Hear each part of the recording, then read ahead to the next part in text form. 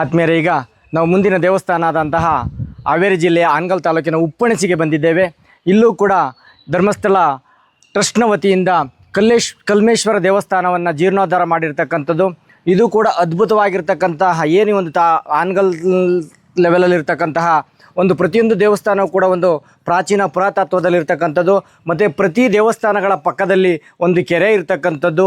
ಮತ್ತು ಕೆರೆಯಲ್ಲಿ ಹಾಗೆ ಪ್ರತಿ ಯುದ್ಧಗಳು ಆದಂಥ ಸಂದರ್ಭದಲ್ಲಿ ದೇವಸ್ಥಾನಗಳಲ್ಲಿ ಗಡಿ ಕಲ್ಲುಗಳು ಮತ್ತು ವಿಜಯೋತ್ಸವದ ಕಲ್ಲುಗಳು ಮತ್ತು ಶಿಲಾಶಾಸನವನ್ನು ಕೂಡ ಇವತ್ತು ನಮಗೆ ದಾಖಲೆ ಆಗಿರ್ತಕ್ಕಂಥದ್ದು ಒಂದು ಅದ್ಭುತವಾದಂತಹ ಒಂದು ಇತಿಹಾಸ ಆಗಿರ್ತಕ್ಕಂಥದ್ದು. ಅಂತಹ ಒಂದು ಇತಿಹಾಸದ ಒಂದು ಹಿನ್ನೆಲೆಯನ್ನು ಇವತ್ತು ಮತ್ತೆ ಈ ಒಂದು ವರ್ತಮಾನ ಕಾಲದಲ್ಲಿ ಎಲ್ಲ ನಮ್ಮ ನಾಗರಿಕ ಬಂಧುಗಳಿಗೆ ಅದನ್ನು ಒಂದು ಕೊಡುಗೆಯಾಗಿ ಕೊಡಬೇಕು ಅಂತ ಉದ್ದೇಶಕ್ಕೋಸ್ಕರನೇ ಇದು ಮಾಡಿರ್ತಕ್ಕಂಥದ್ದು. ನೋಡಿ, ಹಾಗೆ ಆ ಹಳೆಯ ಮೂರ್ತಿಗಳು ಭಗ್ನ ಆಗಿರ್ತಕ್ಕಂಥ ಮೂರ್ತಿಗಳನ್ನು ಒಂದು ಸೈಡ್ ಭಾಗದಲ್ಲಿ ಇಟ್ಟಿರ್ತಕ್ಕಂಥದ್ದು ಗಣಪತಿ ಆಗ್ಬೋದು. ಹಾಗೆ ಇದನ್ನು ಯಾವ ರೀತಿ ಯಾರು ಕಾರಣಕ್ಕಾಗಿರ್ತಕ್ಕಂಥದ್ದು ಅಂದರೆ, ಹಿಂದೆ ಯಾವುದಾದ್ರೂ ಕೂಡ ನಮ್ಮ ಕೆಲವೊಂದು ದೇವಸ್ಥಾನಗಳಲ್ಲಿ ನಾಗರಿಕರನ್ನ ಕೇಳಿದಾಗ ಒಂದು ದೇವಸ್ಥಾನಗಳಲ್ಲಿ ಹಿಂದೂ ವಿರೋಧಿಗಳು ಆ ದೇವಸ್ಥಾನಗಳನ್ನು ಒಂದು ಭಗ್ನ ಮಾಡುವಂಥ ಪ್ರಯತ್ನ ಎಷ್ಟೋ ದೇವಸ್ಥಾನಗಳಲ್ಲಿ ಆಗಿರ್ತಕ್ಕಂಥದ್ದು. ಹಾಗಾಗಿ ಆ ದೇವಸ್ಥಾನಗಳ ರಕ್ಷಣೆಗೋಸ್ಕರನೇ ಎಷ್ಟೋ ನಮ್ಮ ಹಿಂದೂಗಳು ಆ ದೇವರ ಮೂರ್ತಿಗಳನ್ನು ಮುಚ್ಚುವುದರ ಮೂಲಕವಾಗಿ ದೇವಸ್ಥಾನ ಸಂರಕ್ಷಣೆಯನ್ನು ಮಾಡಿ ಹಾಗೆ ದೇವಸ್ಥಾನಗಳು ಹಾಳು ಬೀಳ್ದು ಹೋಗುವಂಥ ಪರಿಸ್ಥಿತಿ ನಿರ್ಮಾಣ ಆಗಿರ್ತಕ್ಕಂಥದ್ದನ್ನು ಮತ್ತೆ ಅದನ್ನೆಲ್ಲ ಕೂಡ ನವೀಕರಣಗೊಳಿಸಿ ಈಗ ಪ್ರತಿಯೊಂದು ಗ್ರಾಮದಲ್ಲಿ ಪ್ರತಿಯೊಂದು ಜಿಲ್ಲೆಯಲ್ಲೂ ಕೂಡ ಇವರು ಧರ್ಮಸ್ಥಳದ ವತಿಯಿಂದ ಈ ಒಂದು ಜೀರ್ಣೋದ್ಧಾರವನ್ನು ಮಾಡುವಂಥ ಪ್ರಯತ್ನ ಆಗಿದೆ. ಹಾಗೆ ಒಳಗಡೆ ನಾವು ಮೂರ್ತಿಯನ್ನು ನೋಡುವಂಥ ಒಂದು ಪ್ರಯತ್ನವನ್ನು ಮಾಡೋಣ. ಆ ಒಳಗೂ ಕೂಡ ಯಾವ ರೀತಿ ಪ್ರತಿ ದೇವಸ್ಥಾನದಂತೆ ಒಳಗಡೆ ಇರ್ತಕ್ಕಂಥ ನವರಂಗಗಳು ಪ್ರತಿಯೊಂದು ಕಲ್ಲಿನಲ್ಲೂ ಕೂಡ ಸಣ್ಣ ಸಣ್ಣ ಕಲ್ಲಿನಲ್ಲೂ ಕೂಡ ಕೇವಲ ಆ ಒಂದು ಅದ್ಭುತವಾದಂತಹ ಒಂದು ಮೂರ್ತಿ ಚೈತನ್ಯ ಬರುವ ರೀತಿಯಲ್ಲಿ ಈ ಒಂದು ಕೆತ್ತನೆಯನ್ನು ಮಾಡಿರ್ತಕ್ಕಂಥದ್ದು ನಾವೆಲ್ಲರೂ ಕೂಡ ನೋಡ್ತಾ ಇದ್ದೇವೆ. ಹಾಗೆ ಈ ನಮ್ಮ ದೇವಸ್ಥಾನದ ಪ್ರಮುಖ ಮೂರ್ತಿ ಆಗಿರ್ತಕ್ಕಂಥ ಕಲ್ಮೇಶ್ವರ ಮೂರ್ತಿ ಆಗಿದೆ. ಅದ್ರ ಮುಂಭಾಗದಲ್ಲಿ ಸದಾ ನಿರಂತರವಾಗಿ ನಂದೀಶ್ವರ ಮುಂದೆ ಕುಳಿತಿದ್ದಾರೆ. ಆ ನಂದೀಶ್ವರಲ್ಲೂ ಕೂಡ ವಿಭಿನ್ನವಾದಂಥ ಒಂದು ಆಧ್ಯಾತ್ಮಿಕ ಚೈತನ್ಯದ ರೂಪದಲ್ಲಿ ಒಂದು ಸ್ಪಂದನ ಸಿಗ್ತಾ ಇರ್ತಕ್ಕಂಥದ್ದನ್ನು ನಾವು ನೋಡ್ತಾ ಇದ್ದೀವಿ. ಹಾಗೆ ಆ ಒಂದು ಕಲ್ಮೇಶ್ವರನ ಒಂದು ದರ್ಶನವನ್ನು ಕೂಡ ನಾವು ಮಾಡೋಣ. ಆ ಕಲ್ಮೇಶ್ವರನು ಕೂಡ ಮೂರ್ತಿ ಚಿಕ್ಕದಾದರೂ ಕೀರ್ತಿ ದೊಡ್ಡದೆಂಬ ರೀತಿಯಲ್ಲಿ ಆ ಹಿಂದೆ ಪೂರ್ವಜರು ಮಾಡಿದಂತಹ ಒಂದು ಆಧ್ಯಾತ್ಮಿಕ ಶಕ್ತಿ ಚೈತನ್ಯವನ್ನು ತುಂಬಿಕೊಂಡು ಇವತ್ತು ನಮ್ಮೆಲ್ಲ ದರ್ಶನ ಮಾಡಲಿಕ್ಕೆ ಸಹಾಯ ಆಗ್ತದೆ. ಈ ದರ್ಶನವನ್ನು ತಾವೆಲ್ಲರೂ ಕೂಡ ಮಾಡಬೇಕಾಗಿ ವಿನಂತಿ. ಧರ್ಮೋ ರಕ್ಷತಿ ರಕ್ಷಿತಃ. ಆತ್ಮೀಯರೇ, ಈಗ ಈ ಒಂದು ಧರ್ಮಸ್ಥಳದ ಜನಜಾಗೃತಿಯ ಮುಂದಿನ ಯಾತ್ರಾ ಪ್ರವಾಸವಾಗಿ ನಾವು ಈಗ ಹಾವೇರಿ ಜಿಲ್ಲೆಯ ಹಾನಗಲ್ ತಾಲೂಕು ಅಕ್ಕಿ ಆಲೂರು ಗ್ರಾಮಕ್ಕೆ ಬಂದಿದ್ದೇವೆ.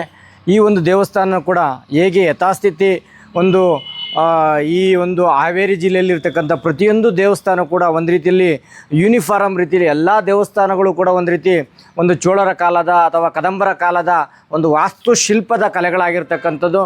ಹಾಗಾಗಿ ಇಲ್ಲಿನ ಒಂದು ಅತ್ಯುತ್ತಮವಾದಂಥ ಒಂದು ಊರಿನ ಗ್ರಾಮಸ್ಥರ ಸಹಕಾರದಿಂದ ಈ ಒಂದು ದೇವಸ್ಥಾನವನ್ನು ಕೂಡ 2021ರಲ್ಲಿ ಜೀರ್ಣೋದ್ಧಾರ ಮಾಡುವಂಥ ಪ್ರಕ್ರಿಯೆಯನ್ನು ಧರ್ಮಸ್ಥಳ ಸಮಿತಿ ಮಾಡಿರ್ತಕ್ಕಂಥದ್ದು ನಾವೆಲ್ಲ ನೋಡ್ತಾ ಇದ್ದೀವಿ ಬಂಧುಗಳೇ. ಹಾಗಾಗಿ ಒಳಗಡೆ ಇರತಕ್ಕಂತಹ ಆ ಒಂದು ಕಲ್ಲೇಶ್ವರನ ಮೂರ್ತಿಯನ್ನು ನಾವು ನೋಡಲಿಕ್ಕೆ ಪ್ರಯತ್ನವನ್ನು ಮಾಡೋಣ. ಈ ಒಂದು ಹಳೆಯ ಒಂದು ಪುರಾತತ್ವ ಇಲಾಖೆಗಳು ಅಂತ ಕೂಡ ಈ ರೀತಿಯಲ್ಲಿ ಕಲ್ಲುಗಳು ಯಾವುದೇ ರೀತಿಯಾದಂಥ ಕಾರ್ನಿಂಗ್ ಮಾಡಿರ್ತಕ್ಕಂಥದ್ದನ್ನ ಪ್ರತಿಯೊಂದು ಕೂಡ ಹಾಗೆ ಯಥಾಸ್ಥಿತಿ ಸಂರಕ್ಷಿಸಿ ಮತ್ತು ಅದರ ಮುಂದಾಗಿ ಆ ಮುಖ್ಯ ಮೂರ್ತಿ ಆಗಿರ್ತಕ್ಕಂತಹ ಕಲ್ಲೇಶ್ವರ ಮುಂಭಾಗದಲ್ಲಿ ನಂದಿ ಯಥಾಸ್ಥಿತವನ್ನು ಕಾಯ್ತಾ ಇರ್ತಕ್ಕಂಥದ್ದನ್ನು ನಾವು ನೋಡ್ತಾ ಇದ್ದೀವಿ. ಅದರಲ್ಲೂ ಕೂಡ ಒಂದು ಚೈತನ್ಯದ ಶಕ್ತಿ ತುಂಬಿರ್ತಕ್ಕಂಥದ್ದು. ಹಾಗೆ ಪುರೋಹಿತರು ಹೊರಗಡೆ ಹೋಗಿರೋದ್ರಿಂದ ಈಗ ನಾವು ಹಾಗೆ ಆ ಒಂದು ಶಿವನ ದರ್ಶನವನ್ನು ಮಾಡೋಣ.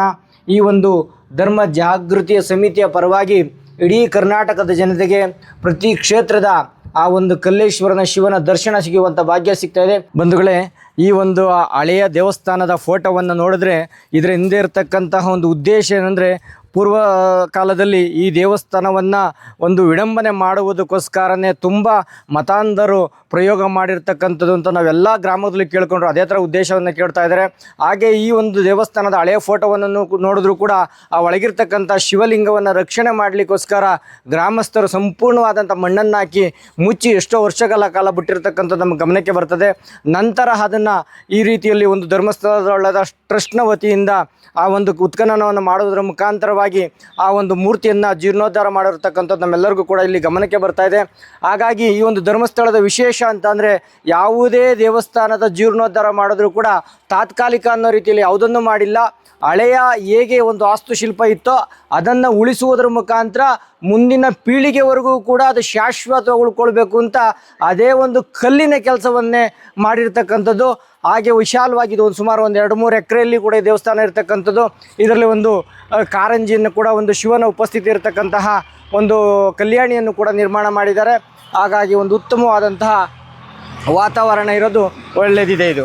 ಹಾಗೆ ಈ ಒಂದು ಶಿಲಾನ್ಯಾಸವನ್ನು ಕೂಡ ನಾವು ನೋಡುವ. ಎಷ್ಟರಲ್ಲಿ ಒಂದು ದೇವಸ್ಥಾನ ಅಂತಕ್ಕಂಥದ್ದು ಉದ್ಘಾಟನೆ ಆಯಿತು, ಒಂದು ಸಮಿತಿಯಿಂದ ಎಷ್ಟು ಹಣವನ್ನು ಇದಕ್ಕೆ ಮಂಜೂರು ಮಾಡಿದ್ದಾರೆ ಅಂತಕ್ಕಂಥ ನೋಡೋದಾದರೆ, ಇದು 2011ರಲ್ಲಿ ಸುಮಾರು 28 ಲಕ್ಷ ಹಣಗಳನ್ನು ಸಮಿತಿ, ಧರ್ಮಸ್ಥಳ ಸಮಿತಿ ಅಂತಕ್ಕಂಥದ್ದು ಇದಕ್ಕೆ ಕೊಡುಗೆಯಾಗಿ ಕೊಟ್ಟು ಈ ಒಂದು ಹಳೆಯ ಒಂದು ಕಾರ್ಯವನ್ನು, ಧರ್ಮ ಕಾರ್ಯವನ್ನು ಉಳಿಸುವಂಥ ಕಾರ್ಯವನ್ನು ಮಾಡಿದೆ.